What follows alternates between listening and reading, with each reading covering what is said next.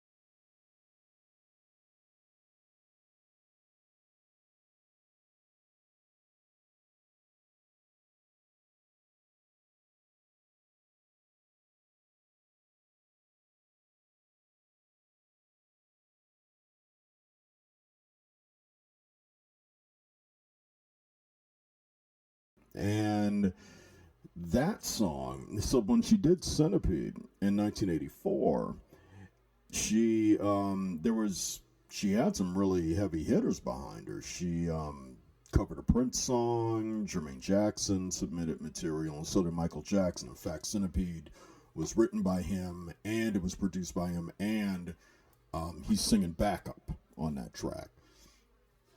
And after that, she kind of faded away. She just got married, decided to be a housewife. She never wanted to really be in the business, like I said. She's later recorded 2 different albums, and she pretty much, I guess, ended up being the most normal one out of the bunch. You gotta realize, in 1983 all the way up to 1985, you just had after Thriller came out, it seemed like you had a different Jackson family member being shoved down your throat every other time, and it was just getting annoying, especially in 1984. And that brings me to what I played before that, which was Torture from the Jacksons off of their 1984 Victory album. And when I was transferring that, I had bought the album to give to my mother as a Christmas present. And so I decided, well, fuck it. I'll just transfer it over and play it on the show, because I hadn't heard it in, let's see, it came out in 1984. I'd say it's close to 35 years now. And when I got to the end of that album, I realized why I hadn't listened to it, because it sucked. I mean, it's just horrible. And the interesting thing about it was they pretty much didn't care when they made it. The Victory Tour might as well have been called Shit Rolls Downhill 1984 Tour, because they didn't, well, Michael didn't want to do the tour, but he was already getting successful with Thriller. He already had the money. It was his brothers that needed the money, so he begrudgingly did that Victory Tour. And if you look up the Jacksons Victory Tour Wikipedia, it is a real fascinating story about just a disastrous tour. First off, if you get Don King as any part of management on anything, it's going to implode. And so many things went wrong with that tour. And Michael just got to a point where he gave all his money to charity. He didn't even want it. And one thing I remember about that video for Torture is he's not in it. When at the end of the video you see all of the Jacksons standing in a line, you do see Michael there, but it's a wax figure. It's a wax museum figure. And he refused to be in the videos. He refused to learn the material from that album for the tour. He hated the album. And the interesting thing about that was, you can even tell that by looking at the record. They're not recording together. There's no group photograph of them. Even on the tour, they were barely speaking to each other. And but I'd highly recommend looking up the Jacksons Victory Tour Wikipedia and reading it, because it was, I didn't know things were that bad. And I saw the tour back on October 13th, 1984. I went with my mother, and it was a good show. It was playing at what was then Comiskey Park, which was Sox Park on 35th Street. And it was a good show. It was just a pretty toxic situation. And it turned out, I was surprised by this, they didn't really make that much money because they were spending more money. And just go look it up and read it. It was and I started out the show with Fence Walk by Mandrill off their Composite Truth album from 1973. And that's one of my favorite songs. And Omar Mesa gives one of the best guitar solos I've ever heard in that track, and it's just one of my favorites. And this is the Vinyl Exile with Jamal Wilson from the nerd quarters of Kewanee, Illinois. And I just finally had to record a show because I was starting to get as bad as Tool. You know, I mean, because Tool takes them 13 years to make a record, which I heard they're finally going to put out a record in August. Well, I'll believe it when I see it. But I can just blame it on other things, like I could blame it on me turning 50. I could blame it on I went on a vacation for the first time in 40 years to go to Nashville with my wife. I could have, blame it on being, overloaded with work. Nah, but I'm not going to do that. I'm just going to basically chalk it up to just pure American laziness and performance anxiety. I mean, there's no excuse. All right, so that's why I want to finally get a show out there, because you all have been so patient and so loyal. You all deserve it, and thank you all. Let's see. I don't know. Like I said, I turned 50 on February 11th, and I'm still wrapping my head around that, because I never thought I was going to make it to 50.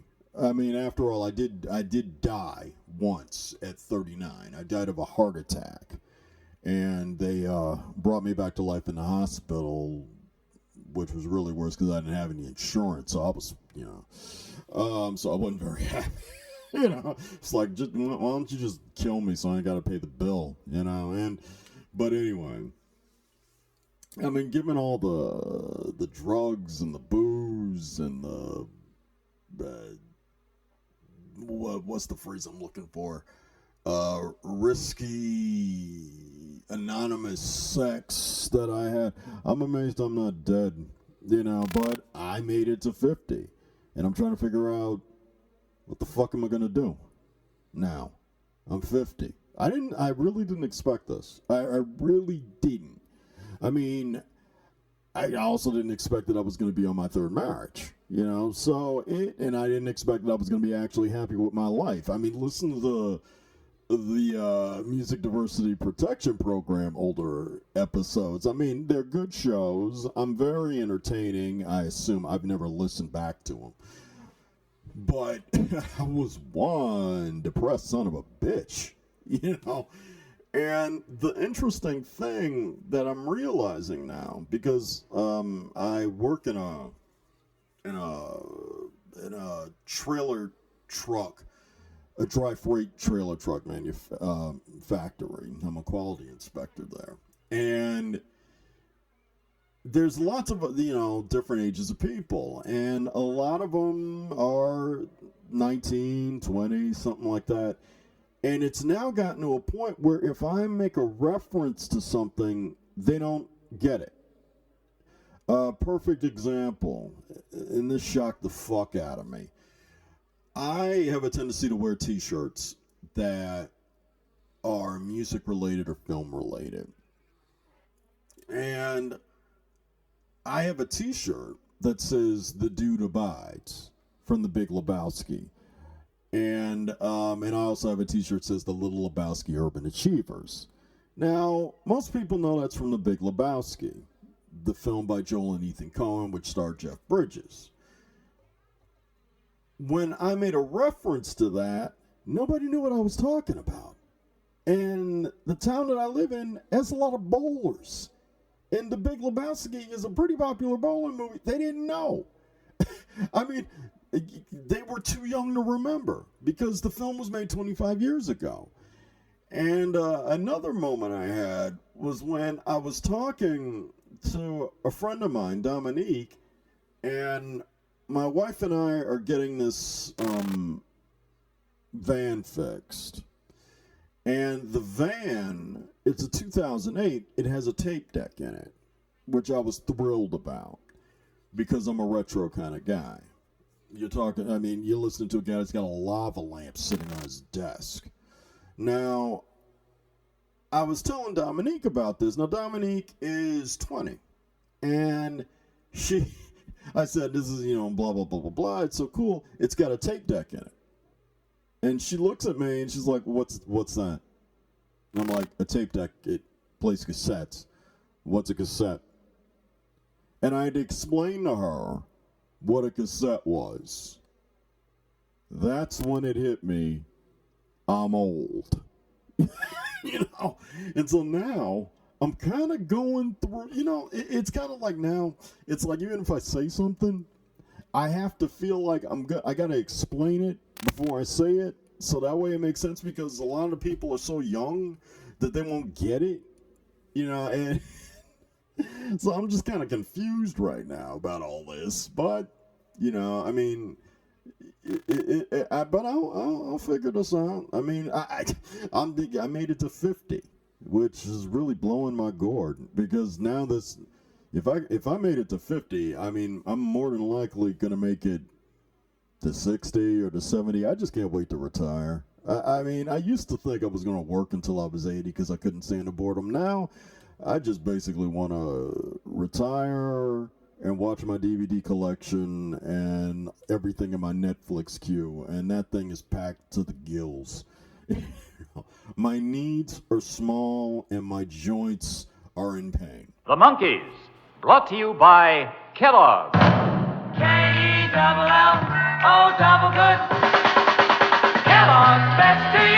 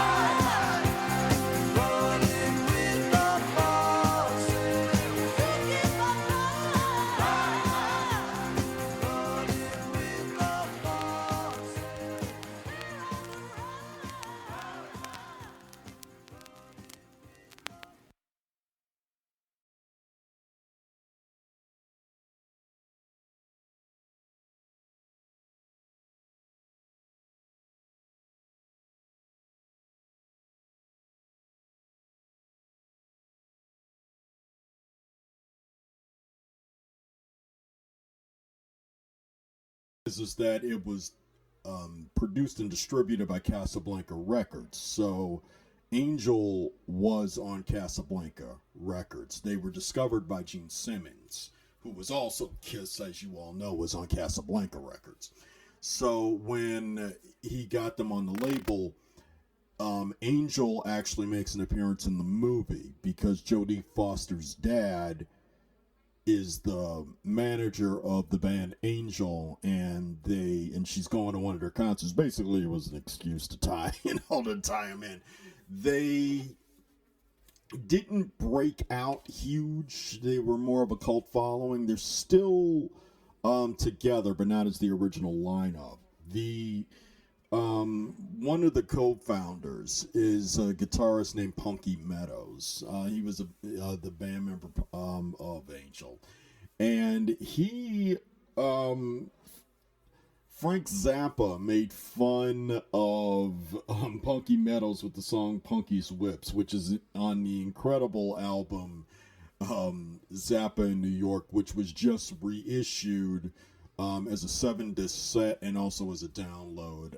But the album, which I'm going to play, is basically the same version of the original 2-CD set, because if they tried to cram the 7-disc version onto a vinyl, and given the fact that vinyl is only 40 minutes long, it would probably be a 9 to 10 LP set, which would probably cost about $150 given the way they've been charging for vinyl.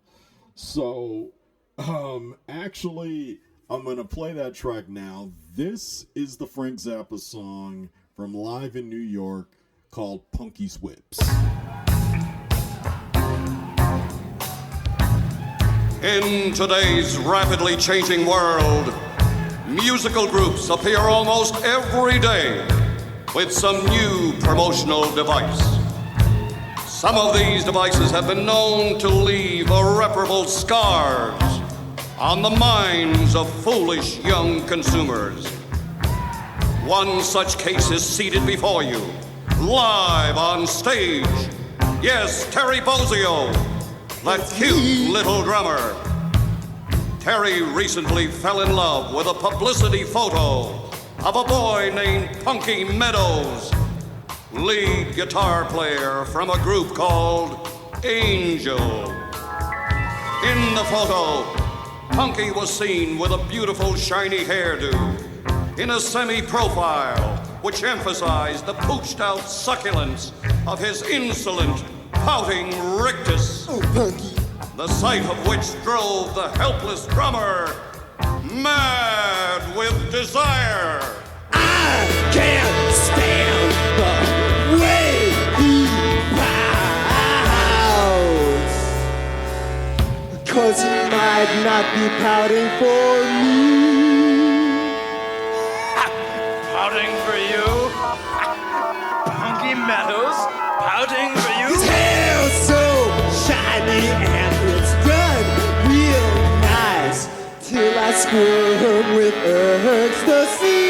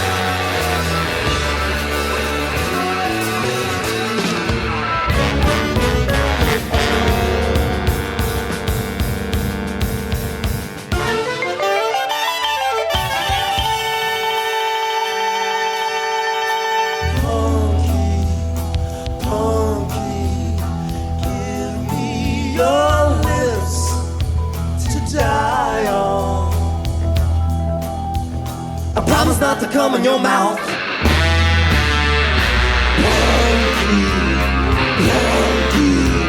Your album's the shit. It's all wrong. Listen, this is no laughing matter. I ain't really queer, but if he ever got near Steven Tyler would pay to see, baby, see.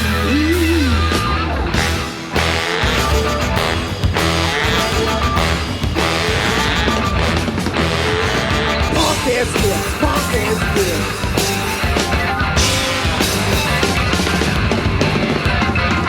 His hair's so shiny, I love his head.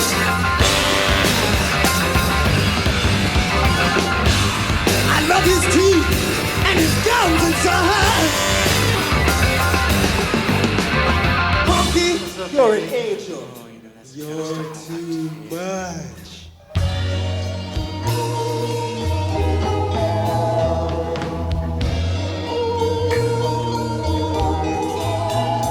He's been having a rash. No shit. That keeps the girls away. Skin doom. Skin doom is what the doctors say. I wonder if Punky is rehearsing today. I'll just go over and hear him play. His hair is so pretty, I'd like to bite his neck. I've heard a rumor he's more fluid than Jeff Beck. Dig this. I ain't queer. I ain't gay. He's a little fond of chiffon in a restaurant.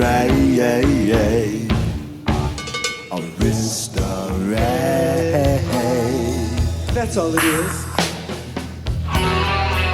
Punky's lips. Punky's lips. Oh, I love his hair eating donkey chips. Yes, I love his blink and his blank. Why, maybe he'd like to yank my crank. Yank it, Punky. Yank it faster. Yank it harder! Yank it all night long! Come on, Punky! Get funky!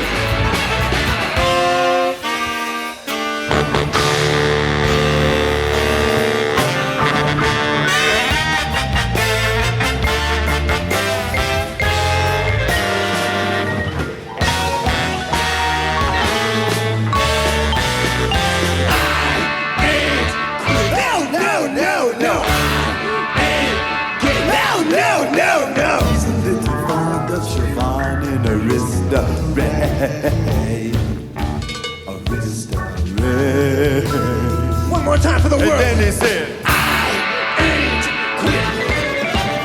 I ain't gay.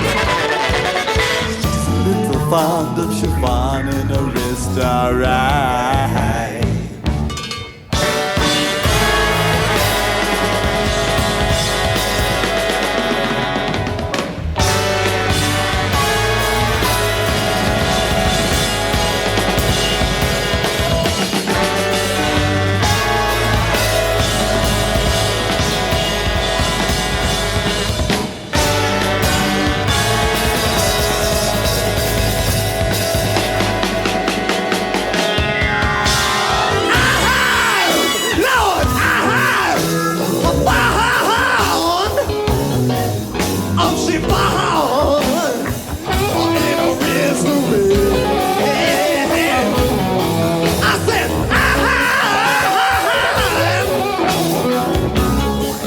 a little fire, a chill fire, in a misery.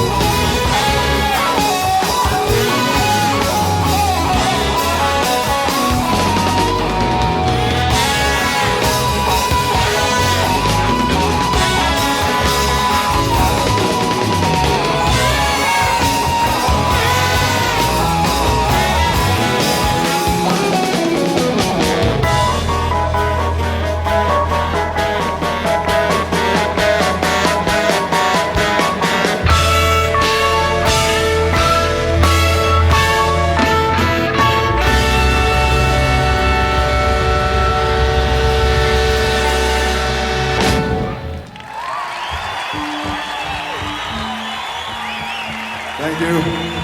Our birthday boy, Terry Bozzio. Sad but true.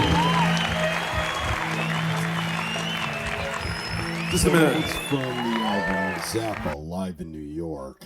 One of my favorite live albums. Now, you would think... Now, the thing was, Warner Brothers felt that they were going to get sued when he did that track on the record. So in the original release, the song was taken off. And it got put on like years later, but it turned out Punky Meadows actually liked the song, and he felt flattered by it, and he ended up on stage at some point with during a Zappa concert in his Angel outfit. And the thing was, Angel, the band would wear white, as opposed to the band Kiss, which was on the same label, that would wear all black. So he wore all white, and he had turned down offers from Kiss as a replacement guitarist and Aerosmith and the New York Dolls. And after a while, he retired from music, and he basically, what he ended up doing was he owned and ran a tanning salon for 13 years in Virginia. And then he decided to come out of retirement and release an album in 2016 called Fallen Angel. And it ended up charting pretty well on 4 different album charts. Now, one of the other band members in Angel was the keyboardist, and his name was Greg Giuffria. Now, if that name sounds familiar to you, in the 80s, Greg Giuffria formed, after he left Angel, he formed a band called Giuffria. And in 1984, they had a top 20 hit, which was called Call to the Heart, and here it is.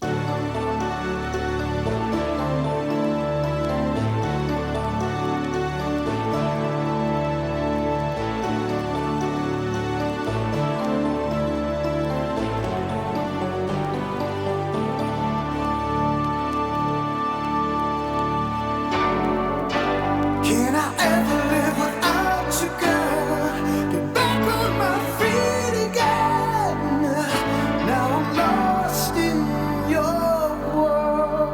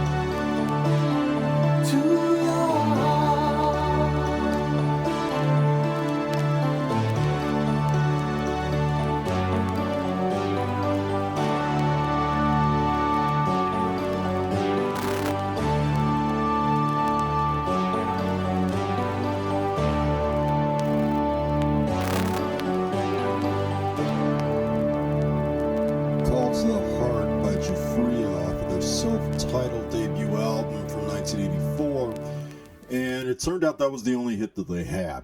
They, Giuffria, and an interesting thing about that, I actually had to track that down on vinyl because the album isn't really available on CD, so I had to actually track down the album because I wanted to actually hear the rest of it. Even if you go up on iTunes, you try to find the song, the album isn't available the last time I tried it. It's on a Power Ballads compilation.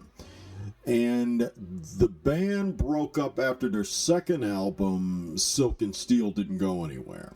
And so after he broke up his band Giuffria, he ended up being the CEO of Outland Development LLC, and that company designed and built gaming machines and theme park attractions.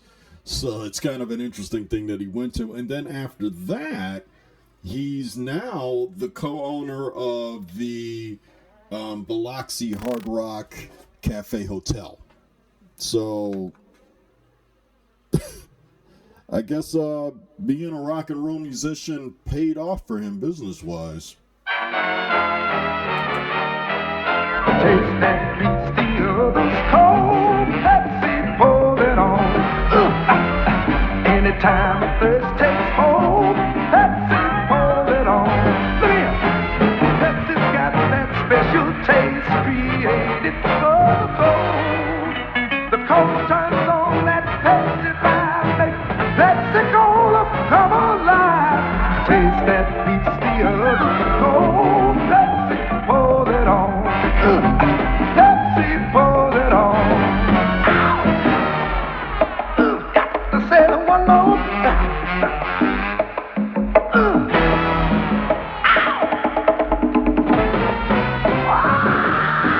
The taste that beats the others cold. Pepsi, pour it on. No, no, no.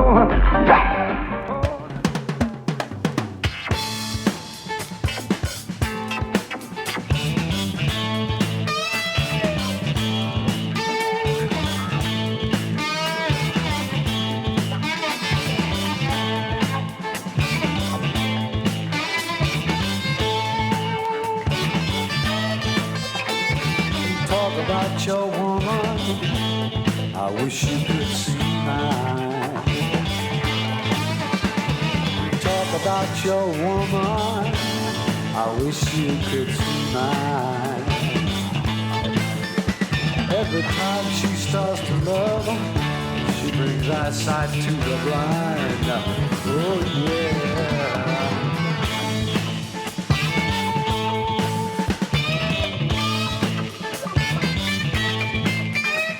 Her daddy gave her magic, I can tell by the way she walks.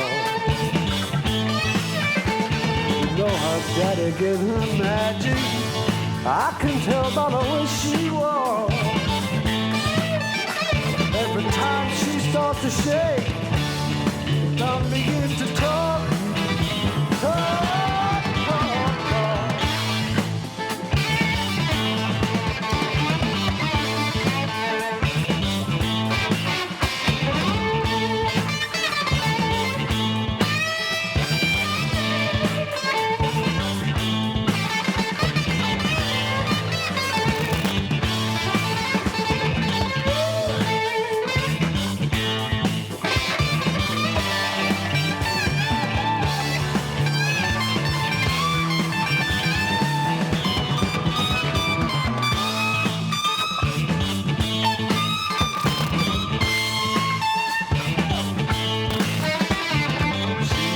The power to heal you, never fear.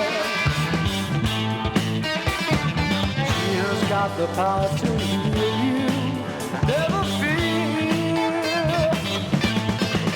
Just one word from her lips, and the deaf can hear. Hey.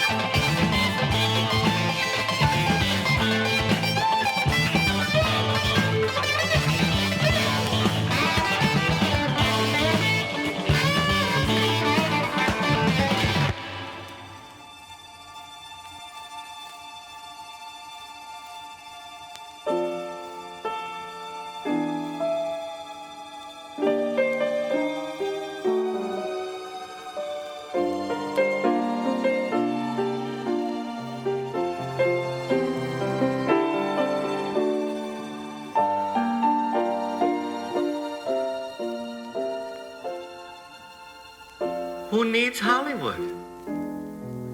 I hear they're really nuts out there. Give me a town like old New York, with lots of trees and clean fresh air.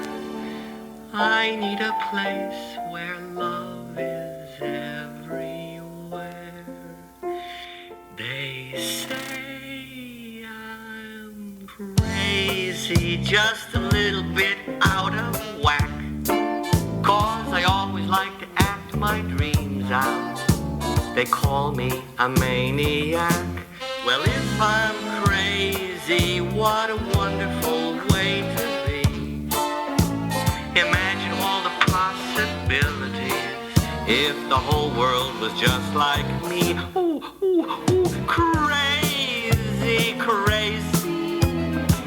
Everyone thinks I'm crazy, but I've got a feeling deep inside they'd all like to be just like me.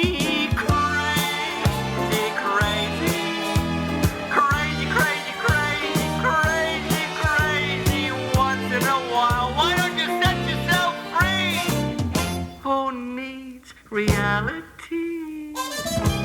They say I'm crazy, a study in imperfection. Listen, I'm just trying to find a little affection, that's all. Wouldn't you like that too? People say I'm crazy, 'cause I say the first thing on my mind. I guess freedom is a serious crime these days. Well, lock the door and then throw away the key, 'cause I guess being crazy's best for me. Yeah, la la la la dee da dee da da da la da dee da la da da la da la da. Crazy, crazy, crazy, crazy, crazy, crazy, crazy. You think I'd be out here singing this song if I weren't crazy? Where's my mate? Won't someone join me? Crazy, crazy. I know you're there someplace. Please don't be bashful at this time in my life. Hey, isn't there anyone else crazy around here to join me? I need someone crazy, crazy, crazy. Mama, mama, look at your son acting so crazy. But I have to admit, it's a lot of fun. Hey, what are you guys doing? What are you doing with that jacket? Get your hands off me. What do you think, I'm a nut or something? I'm just singing a song. Is it a law? Am I breaking some law? Can I sing a song?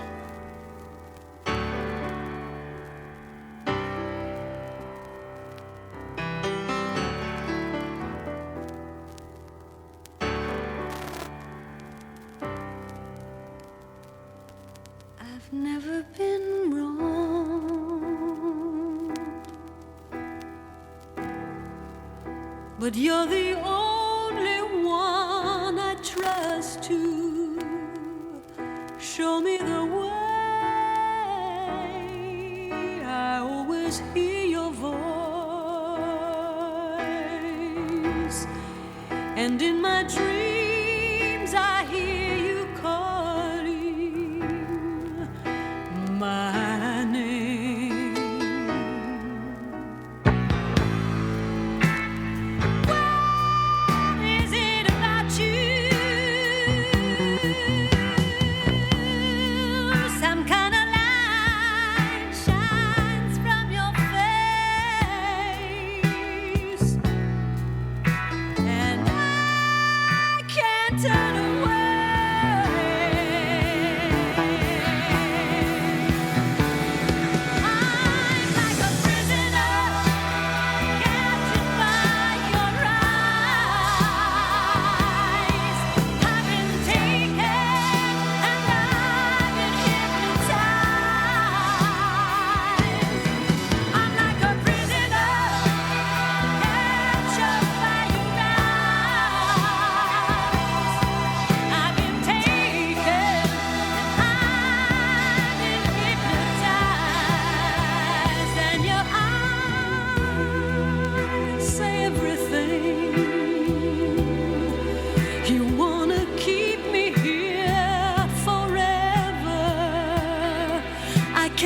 escape. 1 minute so sincere, then you completely turn against me, and I'm afraid. You don't have to say you love me, 'cause if you want me, I'll stay. 'Cause you can't turn away. I'm like a prisoner, captured by your lies. I've been taken by surprise. I'm like a prisoner, captured by your lies. I've been taken and hypnotized. I'm like a prisoner, captured by your lies. I've been taken and I've been hypnotized. I'm like a prisoner, captured by your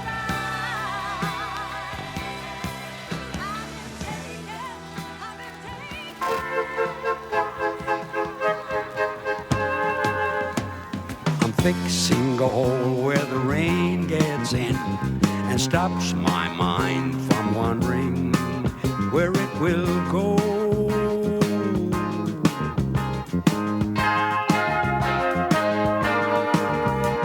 I'm filling the cracks that ran through the door that kept my mind from wondering where it will go.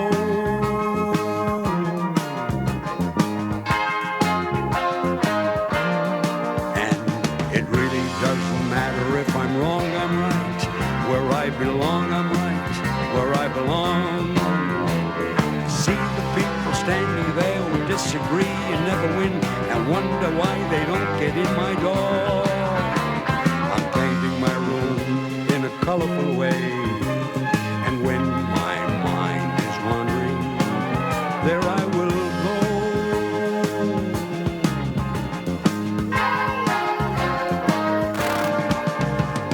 1, 2, 1, 2, 3, ba-ba. 1, 2, 1, 2, 3, ba-ba. 1, 2, 1, 2, stop. 1, 2, 3, 4. And it really doesn't matter if I'm wrong, I'm right. Where I belong, I'm right. Where I belong. Silly people run around, they worry me and never ask me why they don't get past my door. I'm taking the time for a number of things that weren't important yesterday, and I still go.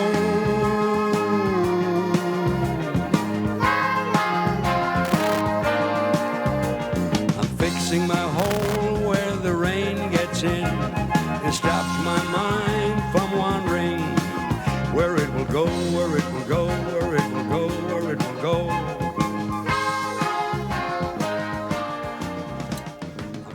That was George Burns from the Sgt. Pepper's Lonely Hearts Club Band soundtrack back in 1978. That was the film directed by Michael Schultz, who directed The Last Dragon. It was starred the Bee Gees, Peter Frampton, George Burns, Steve Martin. Oh, who else? Paul Nicholas. Aerosmith was in it, and from what I hear, tons of cocaine. And it was a huge flop. Basically destroyed everybody's career. and you know, except for Michael Schultz, who did The Last Dragon and a lot of other things. I mean, the film isn't, in my mind, that bad. I mean, the Beatles hated it, but then again, I don't think the Beatles would have liked anything they did cinematically. I mean, other than A Hard Day's Night, they really weren't too happy. I mean, I think they kind of liked Yellow Submarine. But the Sgt. Pepper's Lonely Hearts Club Band movie is considered one of the worst films ever made, which I think is bullshit. It's not that bad. I mean, the worst film ever made is Party at Kitty and Studs that stars Sylvester Stallone. That was the porn film he did. That was bad. That was the worst film ever made, not this movie. I could actually sit through Sgt. Pepper's Lonely Hearts Club Band.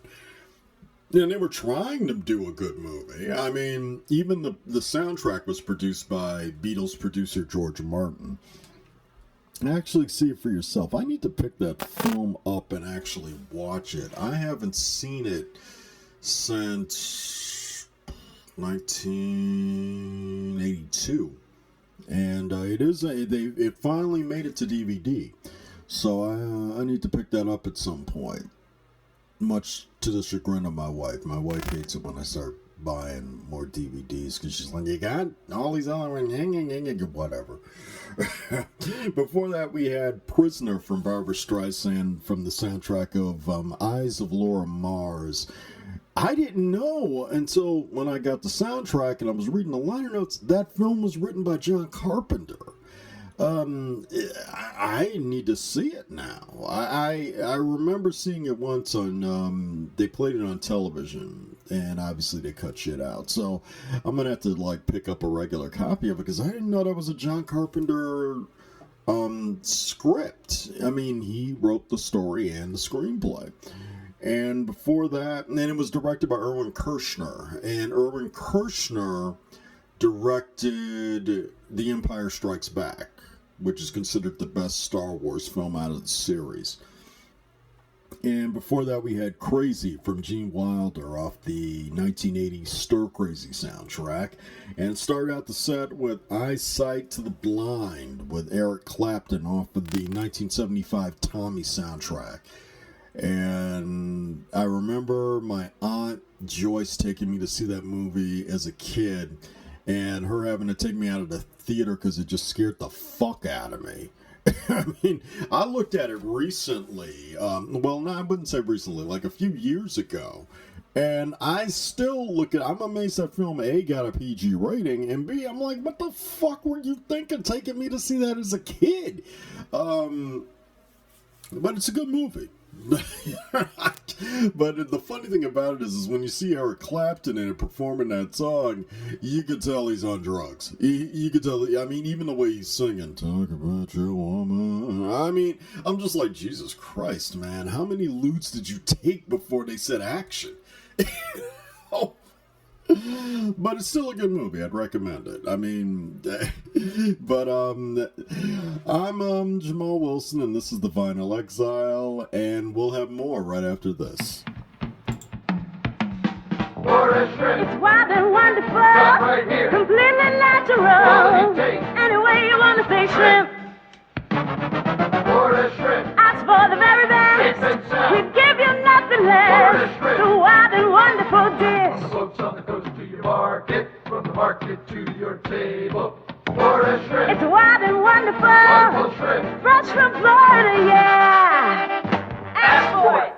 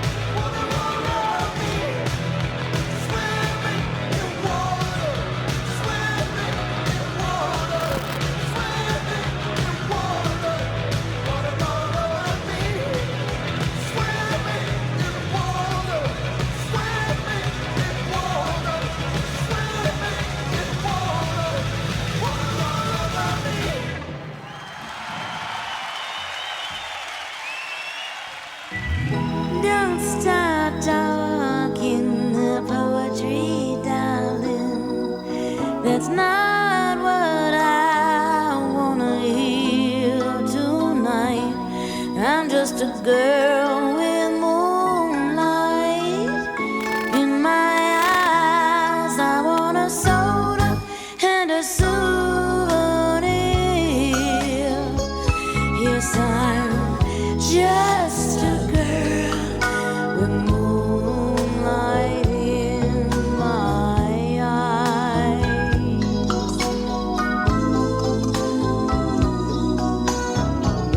Don't stop whispering the sweet things, darling. The words are dangerously clear tonight. I'm just a girl with moonlight in my eyes. I want a soda and a souvenir.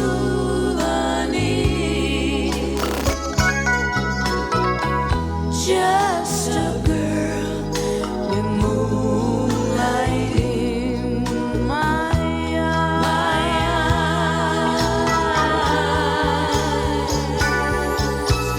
Watch what you say.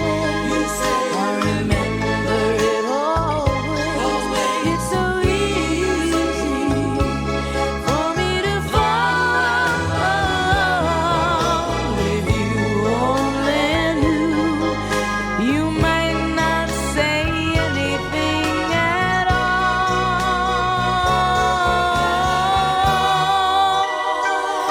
And I'm just a girl with moonlight in my eyes.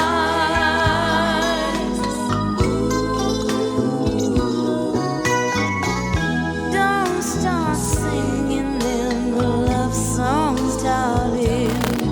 I believe every word that I hear tonight. I'm a girl with moonlight in my eyes. I want a soda and a souvenir. Yes, I'm just a girl with moonlight in my eyes.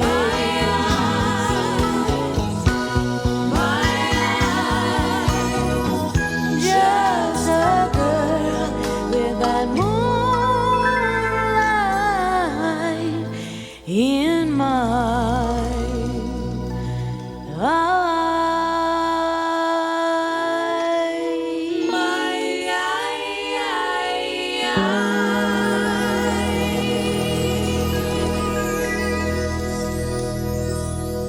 That's such a nice song from Bette Midler. That was off of her No Frills album that came out back in 1983. Soda and a Souvenir. The interesting thing about that track is it was written by actress Jessica Harper. Now, for any of you that don't know who she is, now Jessica Harper is from Winnetka, Illinois. And she was the actress that starred in movies like The Phantom of the Paradise, Shock Treatment, My Favorite Year, Suspiria. She also starred in the new remake of Suspiria.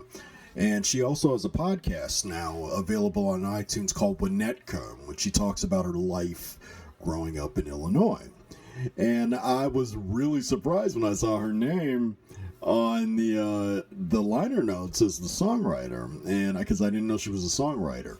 Also, one of the backup singers as part of the Harlettes is Katie Sagal, the actress who was in Sons of Anarchy and Married with Children, and I forgot how long she was a Harlette, but she was one of the backup singers on the track, and I wanted to play it for that reason.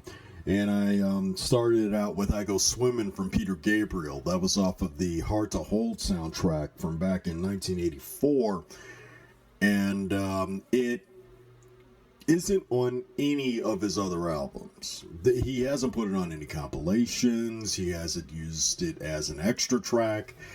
And quite frankly, after listening to that song, I know why. I mean, it's pretty...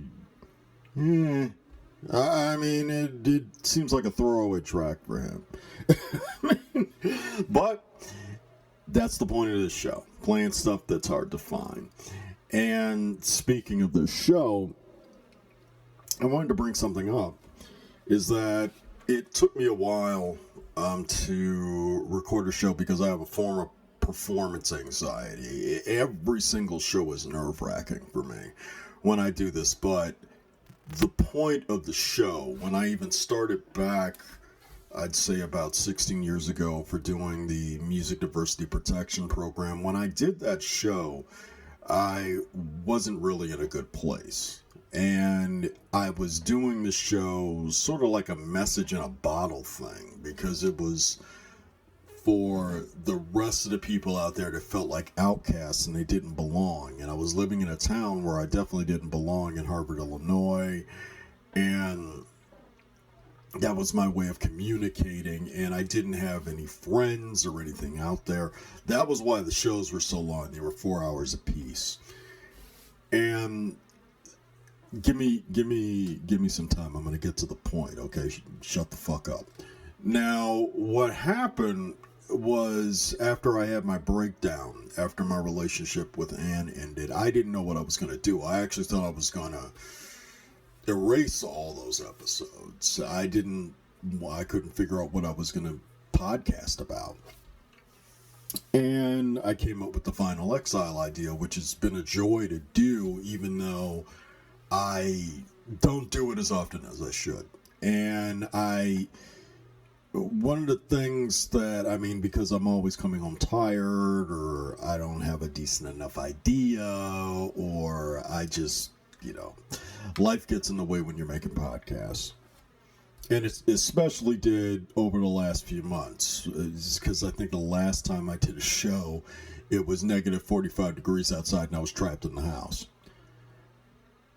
All during that time, usually, I can be honest with you about this, over all this time, my listeners, I get about 100 listeners, 200, about 400, maybe a month. In April, I was completely shocked because people, even my wife, was saying, when are you going to record a new episode? When are you going to record a new episode? And it's funny that my wife says that because she refuses to listen to the show. It's a different reason every time. It's either I talk too much, or it's too long, or whatever. She won't listen to the show. But she was saying I need to record one. And it was ironic because in April, I ended up with the highest amount of listeners I ever had. I had 1,300 listeners in a month. And for all of you that contributed to that, I don't know how to thank you enough. And I don't know, thank you so much for your loyalty and your interest. And if you want to tell your friends about it, please do. And I highly recommend leaving a review on iTunes, or even leaving a direct message on my Facebook page, because that amazed me. I had no idea that the show could be that interesting enough to attract 1,300 listeners. And this is worldwide. I'm getting listeners from Chile, from Australia. I have one listener from Russia. I don't even know how these people find the show, but somehow they do, and it connects, and that's the important part. And once again, I just love each and every one of you for that. And I hope you continue listening, and I hope to hear your feedback. And there are going to be more shows on the way very soon. In fact, I already have 2 in the can ready to go out. And I'm very overwhelmed. That's why I'm kind of sounding like, so. The Vinyl Exile is written, produced, and programmed by Jamal David Wilson. The website design is created by the irreplaceable Ann Almgren. Special thanks to Ribbon Records, Blue Jay Way Records, and Discogs. Don't forget to subscribe to the Extremely Safe for Work Facebook page for all sorts of show information, music archive, footage, music and film news, history, and updates. Also, make it a point actually to leave a review and rate the show on iTunes, because that'll basically help it get more what am I looking for? The word visibility. Yeah. Look, cut me some slack, right? I'm recording this at 2:30 in the morning, man. Give me a break, okay?